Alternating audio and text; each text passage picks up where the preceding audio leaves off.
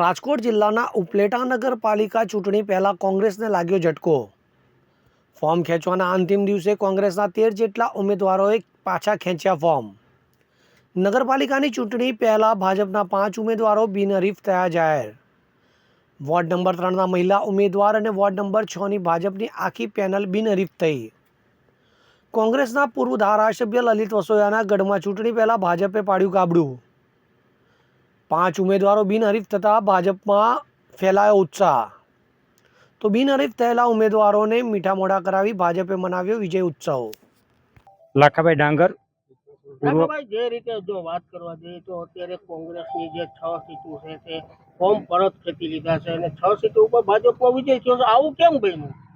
Bharatiya Janata party દ્વારા સમગ્ર ગુજરાતની અંદર જે રાજનીતિ ચાલે છે ત્યારે ઉપલેટાની અંદર સામાન્ય ચૂંટણી યોજાવાની હોય, એમના જે ફોર્મો ભરી એમની આખરી તારીખ પણ વહી ગઈ અને કાલે ચકાસણી પછી ભારતીય જનતા પાર્ટીના તમામ આગેવાનો, ભારતીય જનતા પાર્ટીની જે નીતિ રીતિને અનુસરીને તમામે અમારા કોંગ્રેસ પાર્ટીના જે પણ વોર્ડવાઇઝ સભ્યો હતા જેમને ફોર્મ ભરેલા હતા એની ઉપર ખૂબ પ્રેશર કરી એન કેન પ્રકારે ધાક ધમકીથી માંડી અને જે પૈસાની લોભ લાલચ આપી અને કોંગ્રેસ પાર્ટીના જે ઉમેદવારોને ફોર્મ ખેંચવામાં આવ્યા છે એમાં સરેઆમ લોકશાહીનું હનન થયું છે।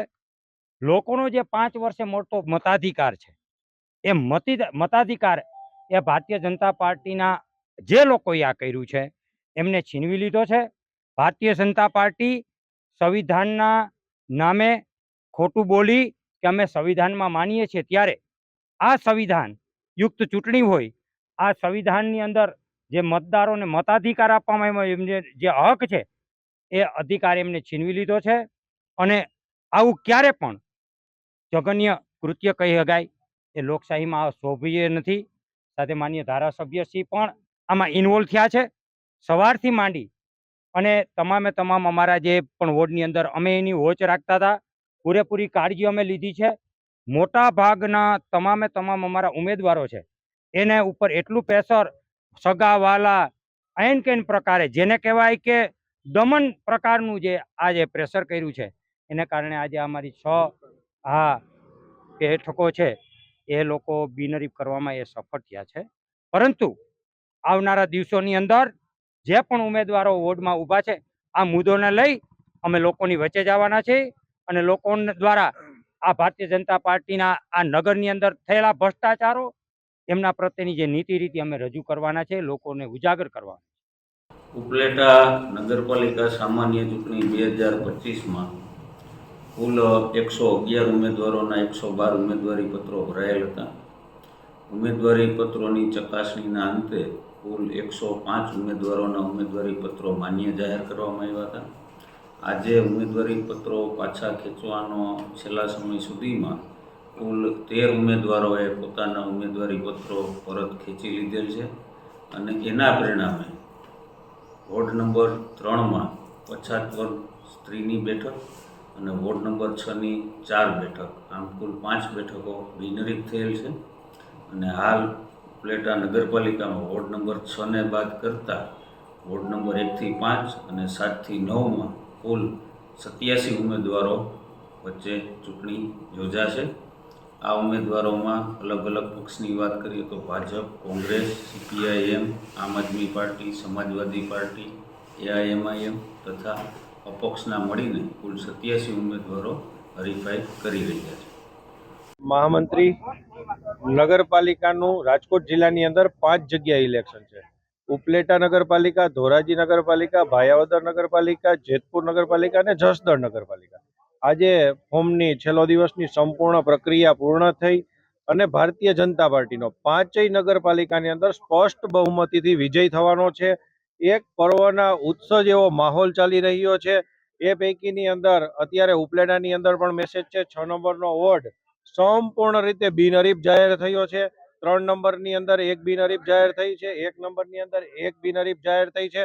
આ વાતાવરણ ભારતીય જનતા પાર્ટીની વિચારધારા સાથે જોડાવા માટે અનેક વિવિધ પાર્ટીના લોકો અમારી સાથે આવવા માટે પણ તૈયાર હતા। આ પૈકીની અંદર ધોરાજીની અંદર પણ સારો માહોલ છે, ભાયાવદરની અંદર પણ બિનહરીફ નગરપાલિકાની આખી બોડી આવે એવા બધા ભારતીય જનતા પાર્ટીના કાર્યકર્તાઓ પ્રયત્નો કરે છે. જિલ્લા ભાજપના ઉપપ્રમુખને ટિકિટ અપાઈ હતી, બાદમાં તાબડતોબ ફેરફાર કરવામાં આવ્યો હતો. અમારી એક પાર્ટીની ક્રાઇટેરિયો અને મર્યાદા પણ હોય છે. જ્યારે 4 ટર્મ લડ્યા હોય કે એવી મર્યાદા હોય તો એ પાર્ટીના સ્વૈચ્છિક એમને જાણ થઈ તો એમને બીજો ઉમેદવાર પણ એ આપી ગયા. જે જયેશભાઈ ત્રિવેદી હતા બીજો ઉમેદવાર આપી ગયા અને પાર્ટીની વિચારધારા સાથે અત્યારે પણ કામ કરે છે. કોઈને મનભેદ નથી, અસંતોષ નથી. પાર્ટીના હરેક કાર્યકર્તાઓ ભારતીય જનતા પાર્ટીની અંદર અત્યારે કામે લાગેલા છે. ઉપલેટા નગરપાલિકા ચૂંટણી 2025 ફેબ્રુઆરી માસની જ્યારે યોજાઈ રહી છે ત્યારે સમાજવાદી પાર્ટીએ પણ પોતાની દાવેદારી નોંધાવી છે.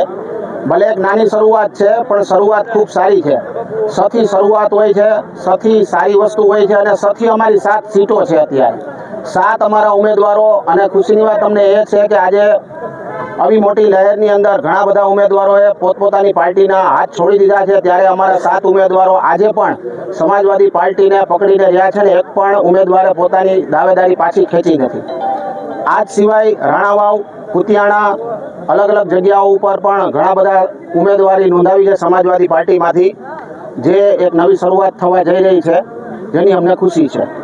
હવે જુઓ દેશ દુનિયાની તમામ ખબરો તમારી આંગળીના ટેરવે. ઉઠાવો મોબાઈલ અને ગૂગલ પ્લે સ્ટોર પરથી ડાઉનલોડ કરો અમારી CN24 ન્યૂઝ મોબાઈલ એપ.